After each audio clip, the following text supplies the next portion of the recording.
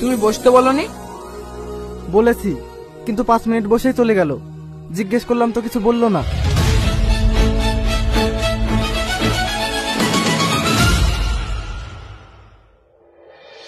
কেন মন খারাপ করছিস বলতো? ও আমার এত কাছে আসলো, তাও আমি ওকে একবার দেখতেও পেলাম না। ও এত দূর আসলো যখন, তাহলে দেখা না করে গেলই বা কেন?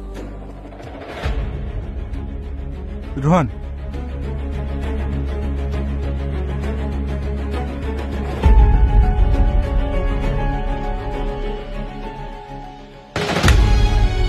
আমি ওকে তাড়িয়েছি।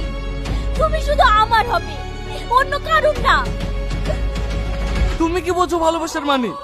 বলছো ওই মেয়েটা যে তোমার মিথ্যা ভালোবাসার কথা বিশ্বাস করে আমাকে তোমার জন্য ছেড়ে দিয়ে গেছে? আমি তোমাকে সত্যি অনেক ভালোবাসি রোহন। একদম কথা বলবে না আমার সাথে। আমি শুধু সাথীকে ভালোবাসি। তুমি আমার না হলে আমি তোমাকে কারোর হতে দেবো না।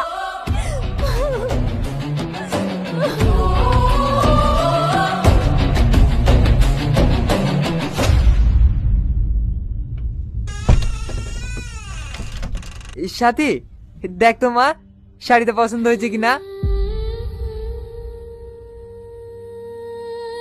বুড়ি, কি হয়েছে ওর?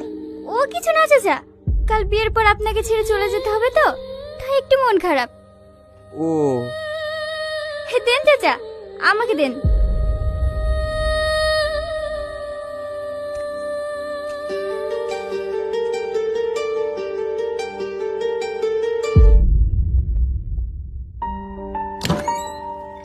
স্যার আসবো? হ্যাঁ, এসো। আজ এই ছুটিগুলো এসছে স্যার।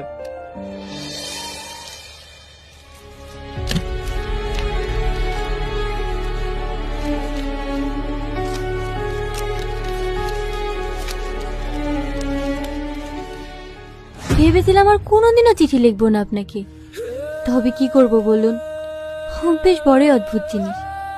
যতই চাই ভুলে থাকতে পারি না।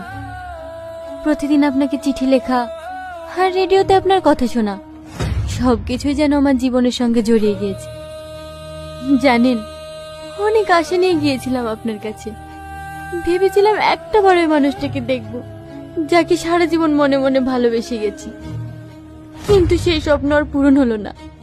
সম্মানের জায়গায় পেলাম অপমান, ভালোবাসার জায়গায় পেলাম ব্যর্থতা, আর এই ব্যর্থতা নিয়ে ফিরে এলাম আমি। ভালো থাকবেন আরজে রোহন। এই চিঠি আমার আপনার কাছে লেখা শেষ চিঠি।